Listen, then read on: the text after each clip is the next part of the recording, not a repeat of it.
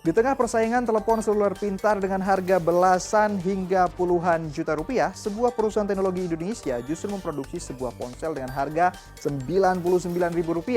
Meski murah, ponsel ini sudah dilengkapi fitur asisten Google dan dijual menggunakan vending machine. Berikut laporan selengkapnya. Mendengar dering ini rasanya seperti kembali ke masa lalu ya.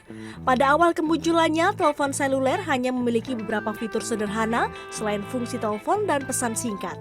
Di zaman now, produsen ponsel biasanya menyebut telepon seluler yang belum pintar ini sebagai feature phone. Menurut riset International Data Corporation Indonesia, pengguna ponsel fitur hanya sekitar 20% dari total pengguna ponsel di tanah air. Meski demikian, Google Indonesia tetap tertarik menggarap segmen ini. Pada acara Google for Indonesia 4 Desember 2018, Google mengumumkan kerjasama dengan PT Wiz Indonesia Nirwana untuk menggarap ponsel fitur yang diberi nama Wizphone WP006. Kalau feature phone sih sebetulnya sudah banyak ya, karena pengguna feature phone juga di Indonesia juga masih besar gitu.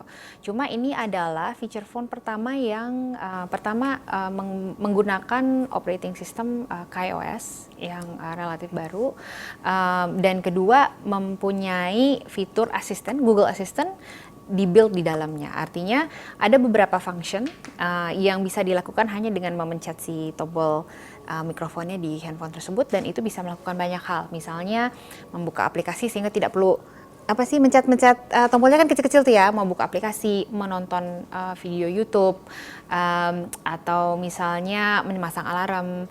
Itu mempermudah navigasi handphonenya, mempermudah navigasi internet juga, sehingga membuat pengguna feature phone bisa lebih mengeksplor segala informasi yang tersedia di internet dengan lebih mudah gitu. Desain ponsel ini sederhana dengan keyboard fisik T9.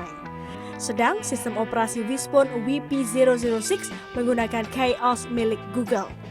Fitur utama yang ditanam adalah fitur asisten Google dan beberapa aplikasi media sosial.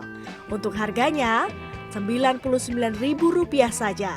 Selain perakitan dan bahan hardware, Wizphone juga mengembangkan beberapa aplikasi buatan dalam negeri sebagai syarat pemenuhan kandungan lokal.